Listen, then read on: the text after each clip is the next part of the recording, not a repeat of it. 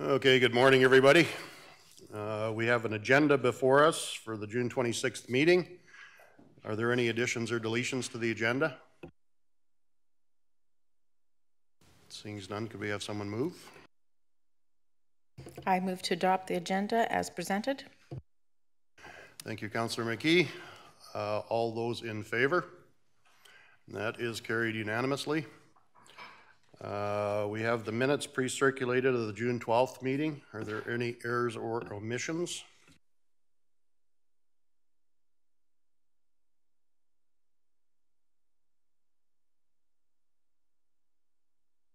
I would move acceptance of the June 12th regular minutes of the regular council meeting as presented.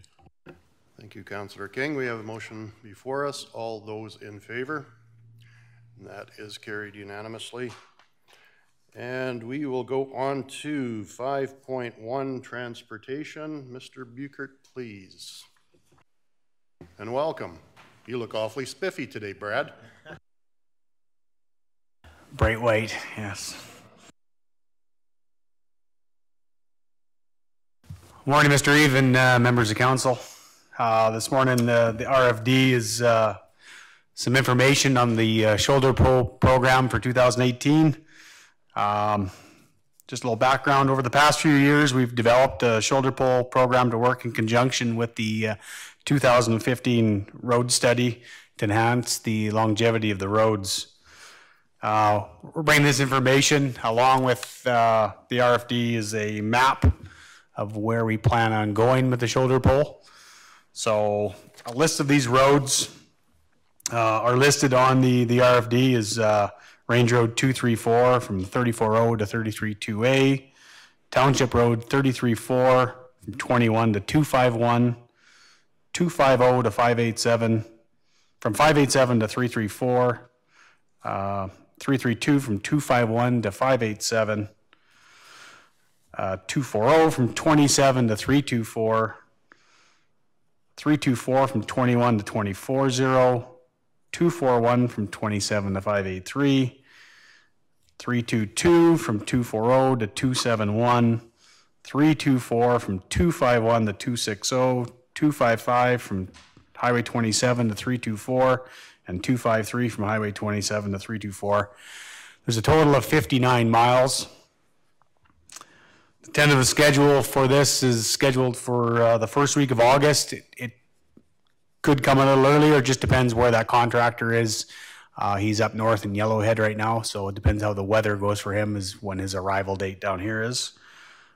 They work 7 days a week, usually accomplish 2 miles per day, so we're looking at about 30 days to be in and out. So there could be the possibility of during harvest, but they never close the road completely. They'll make accommodation. We've done this in the fall down in the Reeves area. We did that in the fall, and it wasn't that much disturbance to the farming community. So on the 241, that road's known as the Fisher-Davis Road. So that'd be from the Three Hills seed cleaning plant north to Highway 27. The material on that road is comprised of mainly a silt sand material. That road was constructed a number of years ago. We plan on doing a soil stabilization test in there with a magnesium chloride.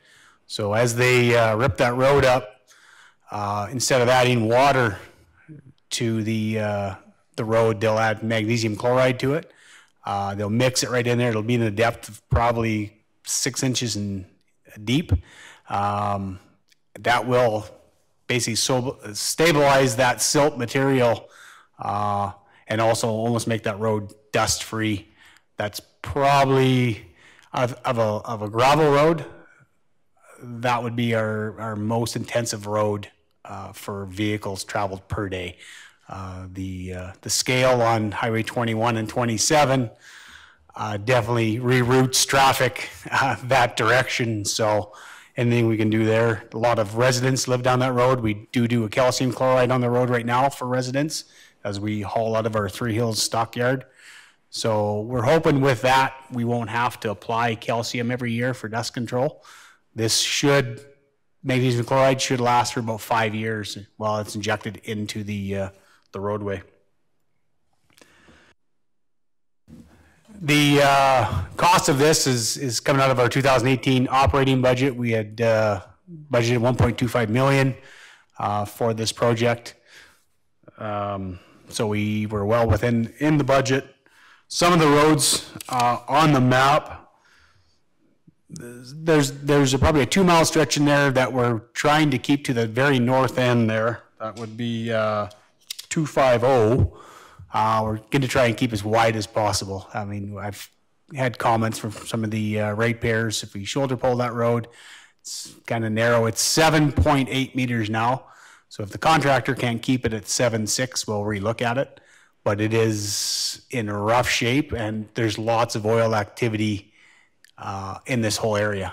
Everybody who knows, seen artists out there, they plan on drilling 50 wells before winter end of this year. So you're going to have the same question asked on the west end of 322, aren't you? 322, Councillor Keever, that's about 8 meters wide, so we're going to try and keep it as wide as possible. The contractor is supposed to come out about a week before we get done. We're going to travel these roads. We've measured most of them off already just to get to the width, and then we've stipulated we want to see this road at this width. We do see those roads push out after a couple of years. 250 going south of 583 would be the Tainch Road. That road was about 6.8 when we were done. Right now it's probably hovering around that 7.6. So it does push out after a while. Basically what we're trying to do is make that crust on top to hold the traffic. So a lot of the roads we've got, they're either wide or they have subgrade failures, and they're not, some of these roads aren't identified on our rebuild program.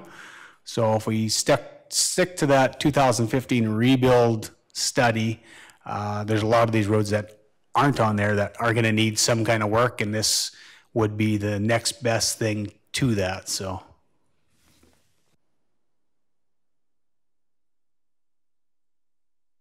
Thank you, Brad. Are there any questions for Mr. Buchert?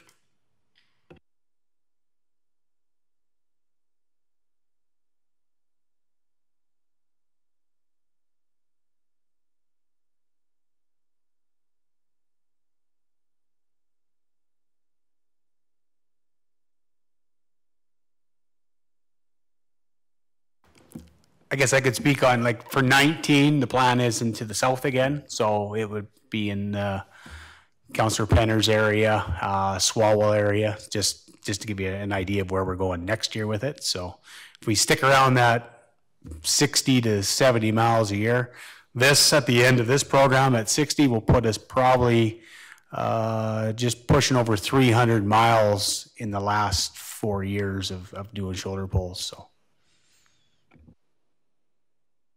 So on these roads where we're doing the shoulder pulls, would we have placed dust control product obviously on some of those roads already this spring? And so when we shoulder pull them, do we reapply? Is that the... Councillor King, yes, if we've applied it already, what we try to do with spec root, we won't apply it until after we're done.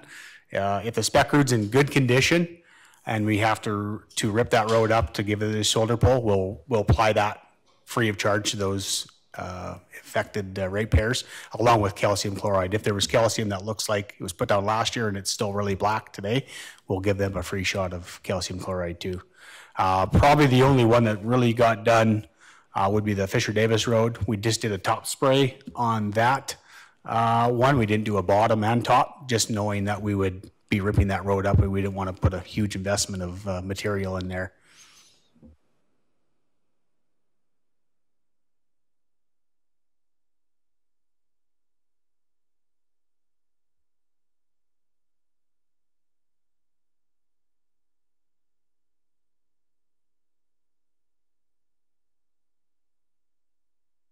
I think we've seen a significant drop in our gravel consumption on some of these roads that we have shoulder pulled.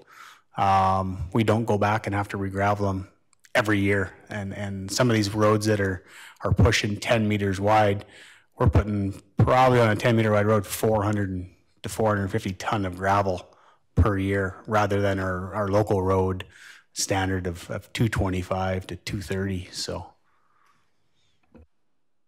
that, the Range Road 23-4, which is north of me, that section from 32 or 33-2A to 585, that's considered shared road with Town of Trochu, is that correct? And that's part of the reason why it's not in that program?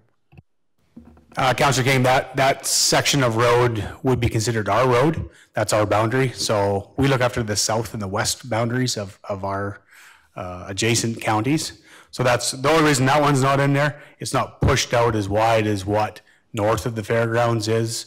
We're kind of looking at the areas that we are always having to go fix, or I think along the edges there, there's lots of gravel that it gets soft out on the shoulder. So we lose a lot of gravel in those shoulders. So that's the only reason we stop there. As you go north at the north end, north up to Huxley, it's not as wide, pushed out there. Certainly. I don't know if this worked. There it goes. That stretch of road from Kneehill's going north through the wet area, that road does really widen out. It's pretty easy to get it pushed out. So I was just curious why sort of that was the line. I just wondered if we shared that road or if it was actually considered ours or not. Yeah, no, it's not shared. It is our responsibility. The only thing, so to the south of there, which would be King George Avenue going down to St. Anne's, that portion of road belongs to the Town of Trochu because it's annexed land on both sides. So until you get basically to Reed and Ron Buchert's driveway, then that goes down into our property. So, just to be on record, I'm perfectly happy that you're not shoulder pulling that last half mile. Is the colony, they pave in front of their buildings, are we going to have to redo that for them? So Councilor Keever, you're talking about the Torrington? Yes, we will redo that for the colony to put that back in there. That was done just a couple years ago. So when we pull that road's comprised of mainly pit run.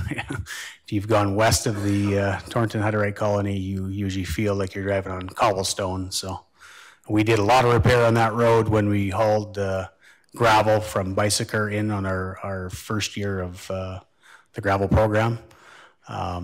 So we know kind of what it's comprised of, and if we can kind of chew it up and build a bit of a crust on it, hopefully that'll settle some of that problem. That road's a very busy road too, with the transfer site just to the north. So because they claim they paid for paving that. They pay to pave it from the start, yes. And then once we shoulder pull it, we'll cover that cost to re-put it back in for them. So.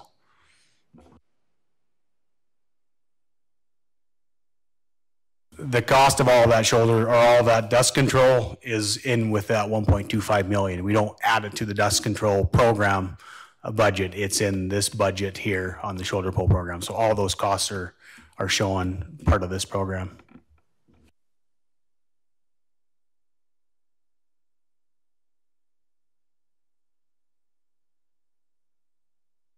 So I guess I just got the recommended action is that council moves to receive his information of details of the 2018 shoulder pull program. Options would be to receive his information on the 2018. Number two would be council direct administration to bring back additional information on the 2018 shoulder pull program. And our recommended motion would be council moves to receive as information details on the 2018 shoulder pull. And what are council's wishes? I move to receive as information details on the 2018 shoulder pull project. Thanks, Brad, for an excellent presentation. Thank you. Okay, we have a motion before us. All those in favor? And that is carried unanimously. Thank you, Mr. Buchert. We will now go on to 5.3.1, planning. Ms. Hazelton, you have most of our package here, so you're gonna go get some time here. I win a prize.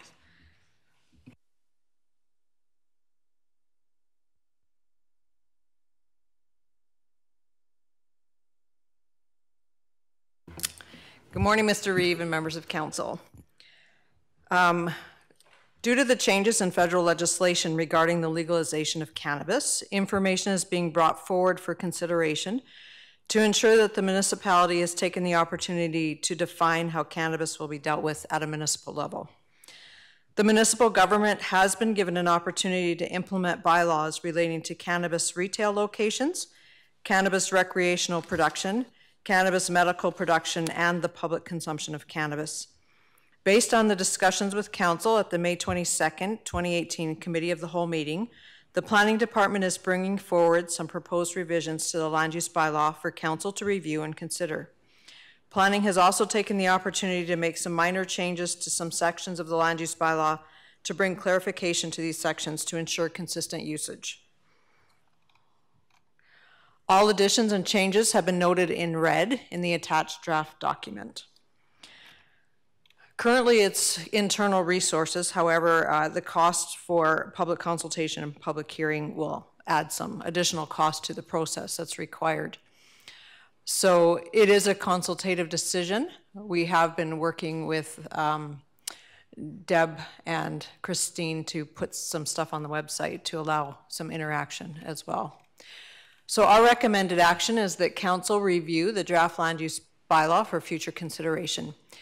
That council move administration to proceed with a public engagement process that will include the placement of the draft document on the website for public review, an open house, and interactive website opportunities to allow public participation in the proposed amendments to the draft land use bylaw. Additional options are that council can direct administration to proceed with an alternative engagement process or council receive for information. And just to clarify, the interactive website portion is they've built a section where ratepayers can ask questions. We have put frequently asked questions on there, as well as some of what we are looking to do as a municipality, but we've also left an opportunity for them to provide questions. If they are a question that we feel a lot of ratepayers would benefit from, we will add those to our existing list. If it's something more specific that just somebody wants to know about their area, we will probably not, but that's how we will allow that portion.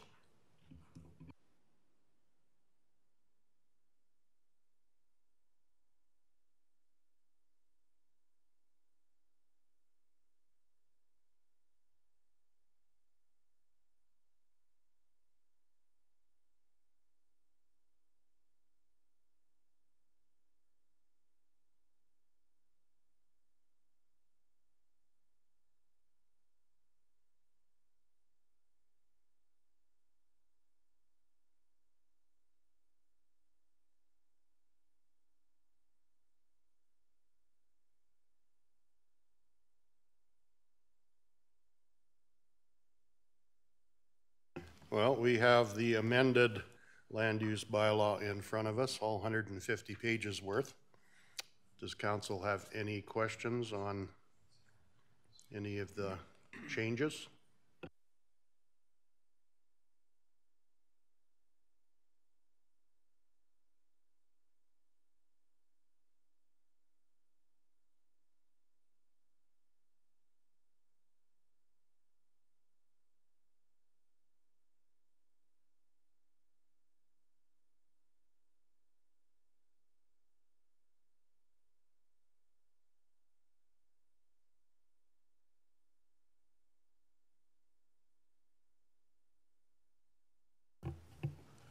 I won't say it made an extremely interesting read.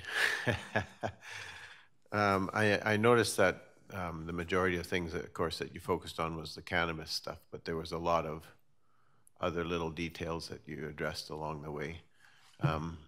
One of the things that I hadn't noticed before, and it wasn't actually a change that's in this, in the alternative and renewable energy section, it talks about abandonment of those facilities and what's supposed to happen. So does that apply to the current facilities that we have in Kneehill County, or did it come in place after that? So that whole section was an addition that got put in the 2016 land use bylaw. So what typically happens is if somebody's already got that infrastructure in place, they become legal non-conforming. And so if there are changes to their infrastructure, that's when the new rules apply, but otherwise they aren't forced through the same level of process. So. Okay, yeah, no, I hadn't really clicked into that previously, but as I was wandering through looking at some of the changes, I noticed that. And so I just wondered exactly when that had taken place and how it applies. So going forward, any new facility would then be required. This would be the rules that apply. It's something that's been a fairly new area. I don't think we had too many prior to 2016, but it is something that we're seeing a lot of people wanting to pursue that, so we have tried to address as much as we can.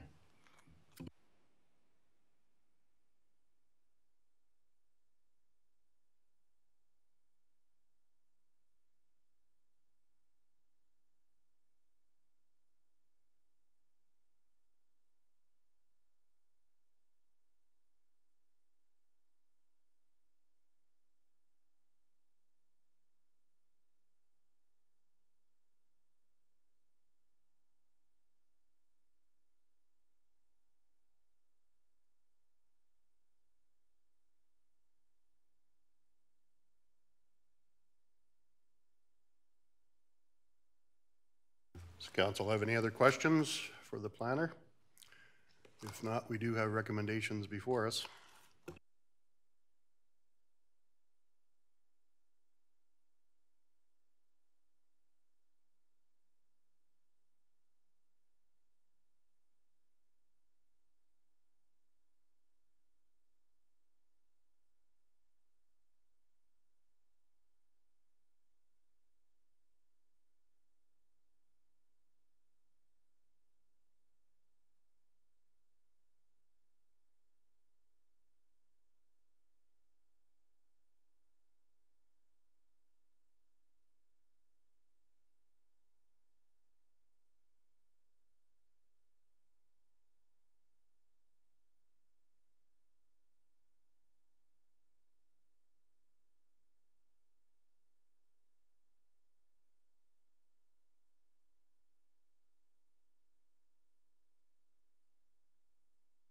I guess my motion would be that as council, we accept the draft land use bylaw and that we move administration to proceed with a public engagement process that includes the placement of the draft document on the website for public review and open house and interactive website opportunities to allow public participation in the proposed amendments to the land use bylaw.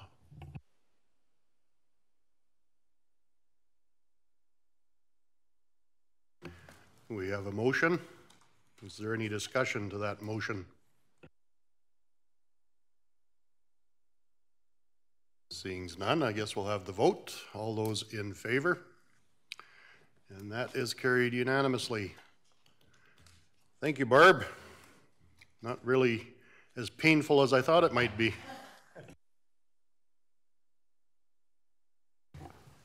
We could ask for a clause-by-clause review, and that would have lengthened the process. It's a good thing we're done. We will go on to 6.1, project review. Mr. Morton, please. Thank you. Good morning, and thank you, Mr. Reeve and members of council. Item 6.1 is the 2018 project capital budget variance report. Council passed the capital project budget in December 2017. Council's important role in governance is to ensure its stewardship over its entrusted resources. Presentation of the 2018 project and capital budget variance report is based on the data available to the preparer as of June 11, 2018. And this is the first of the year, and you will get pretty familiar with this report over the coming few months, because this is reports back to what's being spent on projects and so forth. So we'll just go through it. I did a bit of an executive summary as it's indicated before you in the request for decision. The detail of the report is pretty straightforward, and it's included in the package as well, but I'm not going to go through those line items in particular. It does certainly gives you enough indication about what's going on, and this coming right back from the managers who are in charge of these projects. So they've indicated, you'll see the costs as to what's been spent to date, but you'll also see some of the comments about what's happening when they're proposed to be worked on and so forth. So it's a fairly informative report that you'll want to get fairly familiar with, and so you know what's going on as well. Gravel acquisition projects. So to date, as of the reporting date, which was June 11th, $559,549.63 was recorded. 167,000 of which was a transfer to reserve, and that's as per the budget. So once the budget's approved, those transfers automatically happen. The net difference is actually gravel acquisition projects that occurred, and that was on page 169. The non-tangible capital asset projects for a total of $52,205.35. Approximately $26,000 is for the budget software, and that's going to be completed here in the next little bit. And as Mr. Bruckert had spoke to this morning, the shoulder pulls are going to be commencing here. So there's nothing recorded in the system right now. For that note, also of note is the Wimborne Reclamation Project. So that'll be undertaken, and it's actually started. But again, there's no costs in the system as of yet. So those numbers will significantly increase over the next few months. Tangible capital asset projects in the total of $1,591,581.81. The big one is the budgeted transfers to reserves have been complete. That's approximately 1.5 million of that 1.59 million, so that's a significant amount. There's also been some Sharples Road engineering, I believe, that's been done, total of about 31,000. That number is going to go up significantly, obviously, as we go through the summer months and the construction season is in full bore, and that's on page 171. Capital equipment, so we also have a component of our capital as well. The new to the plan, which are operating funds funded, that's on page 172. So we're almost complete, as you'll note. The last item was just ordered, so that the new to the plan equipment's just about complete, and by the next report or one after that, it should be fully complete. Capital equipment existing plan, that's part of our 10-year capital replacement plan, $1,044,829.08. So there's a couple items still outstanding as note, a couple vehicles that still have to be dealt with, and a couple items that have been ordered and not recorded in the system yet. So we fully anticipate those to be complete here in the coming months. The next item is just the budgeted transfers to reserve that I just spoke of. That's on page 169. You'll see the transfers to the water service area and the capital equipment plan contributions, and that's just right from the budget. So when council approves that budget, that just authorizes us to basically go ahead and do those paper transfers to those respective reserves. Total of $3,311,283, and that's been complete. And just as an add to this, the capital sales, that's part of our capital replacement program. We have included that on page 193. $139,493 have been traded. Those two items are actually trade-ins. Most of the capital equipment will be going out in the fall and that's pretty typical with our replacement plan to be selling out at auction. But there's a number of ways that Mr. Bruckert does dispose of those items, and typically you'll see that come through at some point. And for the total projects and capital to date, $6,600,493.50. That's largely mostly transfers, as you probably have noted already. There's a fair amount of that are transfers to reserves. The other bulk item of significance is the capital equipment items that were purchased.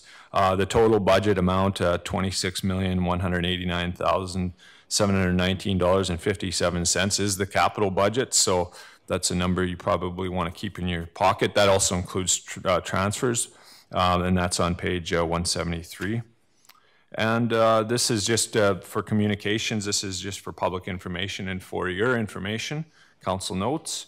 Of course, this is a financial item, and just with respect to how finances are being handled. So it's an important fiscal sustainability link. And you'll see, as I noted, the attachment with a lot of detail as of June 11, 2018 for your information, and that's the recommended action. If there's any questions, I'll do my best to help. This is, again, just informative information. So, thank you, Mike. Is there any questions for Mr. Morton?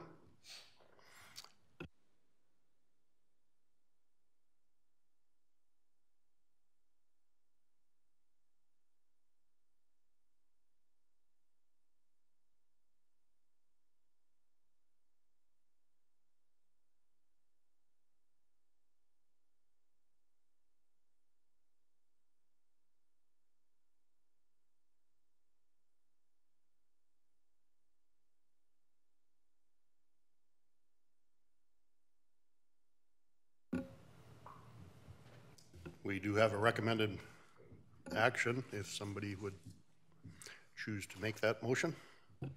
I move to approve the 2018 project and capital budget variance report for information as of June 11th, 2018. Thank you, Councillor McGee. Is there any discussion to that motion? Seeing none, we'll call the question. All those in favor? And that is carried unanimously. Thank you. Thank you. Thanks, Mike. Go back to figure and numbers. We will move on to new business 8.1. Mr. Hogan, please. Thank you, Mr. Reeve. Members of Council, 8.1 is a request for funding Canadian National Old Timers Baseball Championships and Mr. Norm Campion. Administration received a request from Norm Campion. He's been selected to represent Alberta at the Canadian National Old Timers Baseball Championships in Charlottetown, PEI. He is requesting $200 or a portion in sponsorship. Our youth sponsorship policy 1510, we sponsor youth under 19 years of age residing in the municipality of Kneehill County, up to $200 for attending national events. The cost and source of funding for this could then come out of policy 15.7, recreation, arts, and cultural events. The attachment is, and I think Carolyn will bring it up on the screen, the policy and the request letter.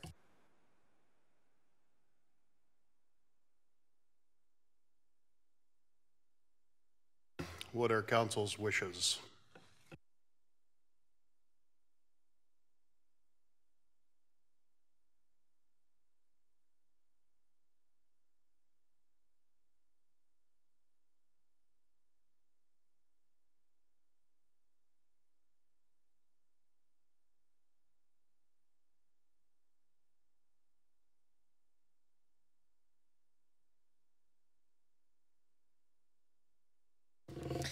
Is this person a resident of Kneehill County, or is he within a municipality? Mr. Reeve, members of council, it's my understanding that Mr. Campion is a resident of the town of Three Hills.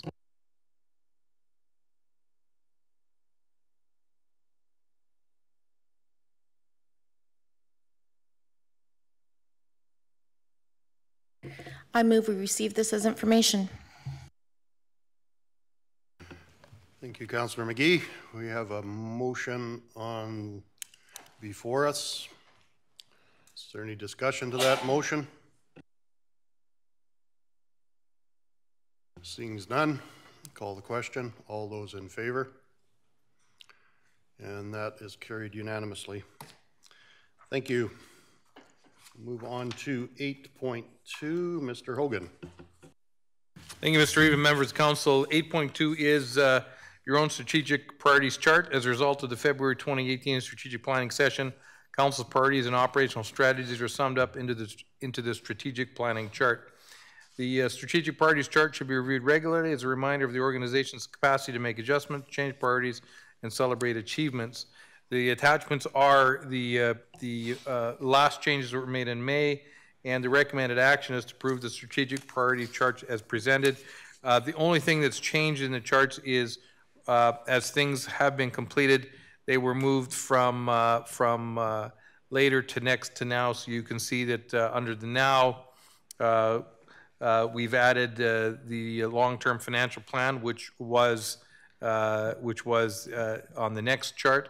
On the next, we've moved up the asset management plan, the MDP LUB review, the industrial area zoning, Three Hills East water, infrastructure financing strategy, and human resource policy, and they came from the later, and the later column is now reduced to rural fire service strategy, which is coming later this year, community standards bylaw, which is coming later this year, and the youth sponsorship policy review.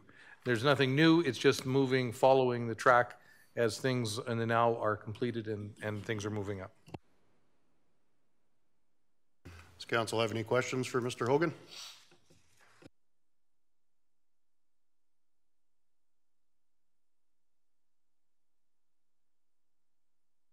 And Mr. Members, Council, as it is Council's strategic priorities chart, I would suggest that if there's other changes that Council wants to make to their priorities, we're not restricted to just what was on there. This is Council's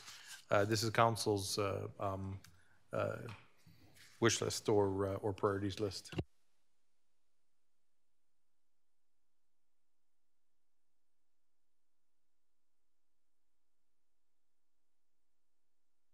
What are council's wishes? I move we approve the strategic priorities chart as presented. Thank you, Councillor Kiever. Is there any discussion to that motion?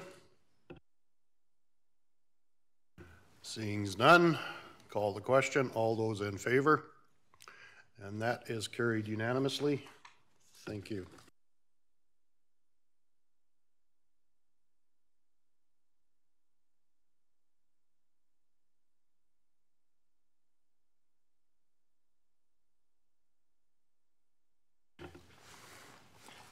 .3 Village of Delburne, Mr. Hogan. Thank you, Mr. Members of Council. 8.3 is a request from the Village of Delburne to attend and sponsor the charity golf tournament in Delburne. We have received an invitation to attend the Village of Delburne's annual charity golf tournament on Friday, July 27th at 4 p.m. at the Fawn Meadows Golf and Country Club. Kneehill County has also, under Policy 15.7, Recreation, Community, Arts, and Cultural Events, donated a two-hole sponsorship in the amount of $200 to this event in the past. This year's proceeds are going to the Delburne and District Golf and Recreation Society. The cost and source funding $60 per person. The attachment is the Village of Delburne Golf Tournament invitation, and the recommended actions that Council authorize the attendance for this event and a donation of $200. Thank you, Mr. Hogan. Is there any what's council's wishes, I guess, or any questions for Mr. Hogan?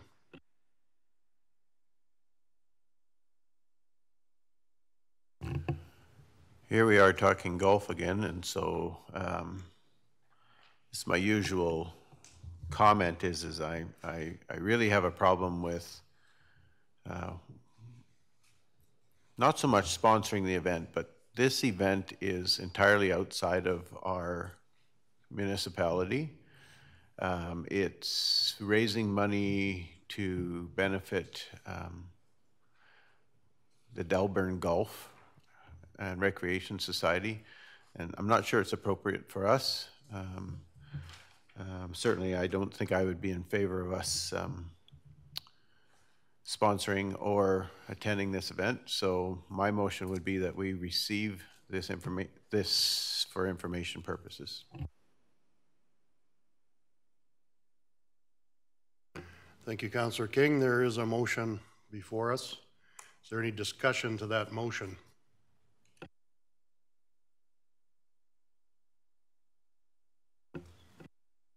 Well, seeing as no discussion, I'll call the question. All those in favor? And that is carried unanimously.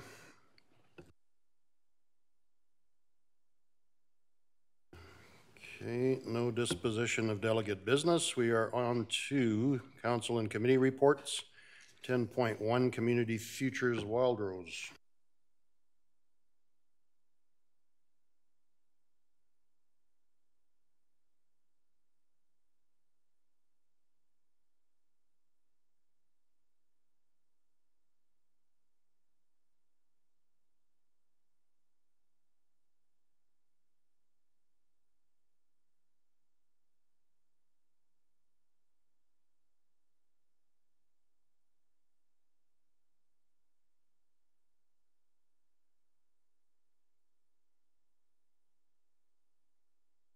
Is Wade our man on Community Futures? Okay, Councillor Christie.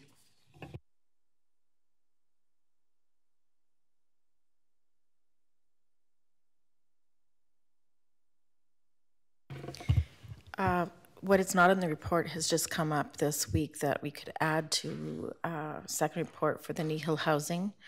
We have received resignation from the CAO, and we will be currently looking to replace him. His last day will be August 7th. Thank you for that update, Faye.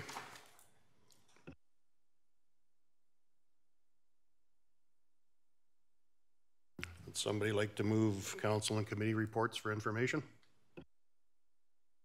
I will move that council receive the council and committee reports as presented.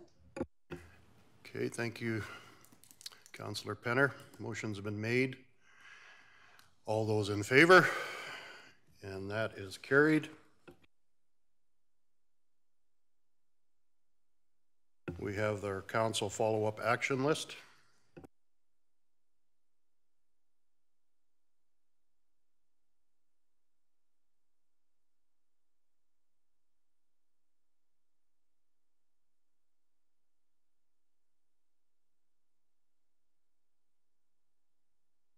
Does council have any questions? Just have a question with regard to the funding that we approved for Linden at our last council meeting. Has that check been issued and did we present it? Has it been presented? I actually just signed it here this morning, Councillor King. So it is in the works. I guess we'll need to get a photo op for that one when it's presented. Mr. Members, Council, maybe I could arrange something for Thursday. There is Municipal Planning Commission meeting on Thursday, which I'm assuming most of you will be attending. So maybe we can make a call to the village and see if the mayor and the deputy mayor could attend at some point that morning.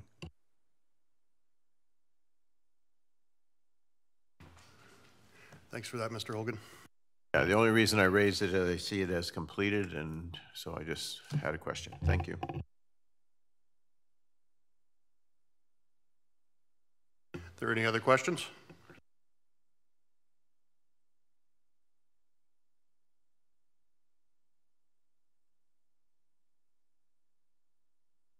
I'd move that council receive for information the June 26, 2018 council follow-up action list as presented.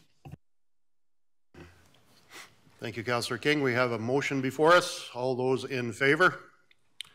And that is carried unanimously. And I guess we'll move on to 12.0. Maybe we'll take a break for a few minutes, refill our coffee cups. So we'll go into recess.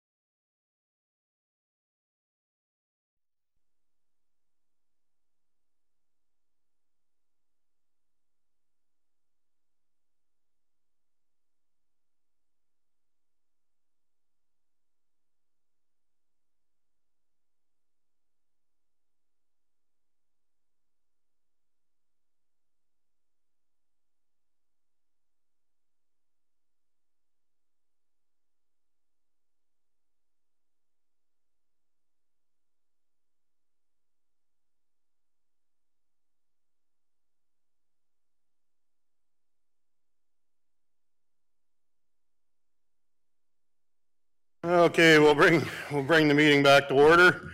We are now at 12.1, in camera legal, section 27 FOIP. Could somebody move us in camera, please? I so move. Thank you, Councillor McGee. All those in favor? That is carried unanimously. We are in camera.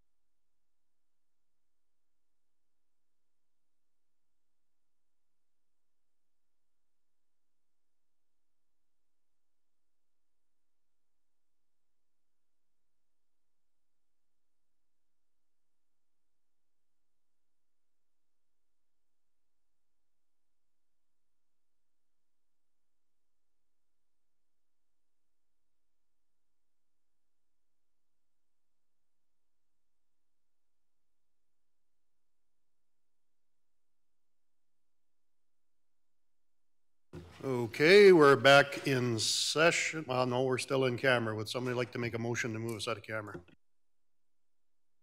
I'll make that motion to move us out of camera. Councillor Penners made the motion to move out of camera. All those in favor? That is carried. We will let the delegations or people come back in.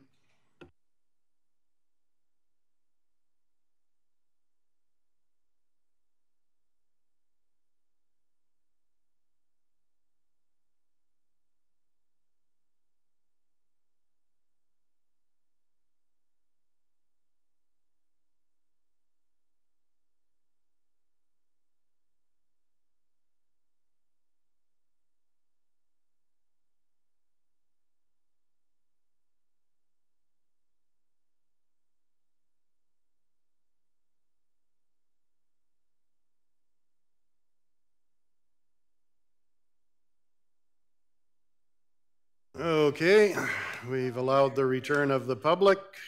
Meeting is resumed and we will adjourn at 10:51. Thank you, everyone. Have a great summer.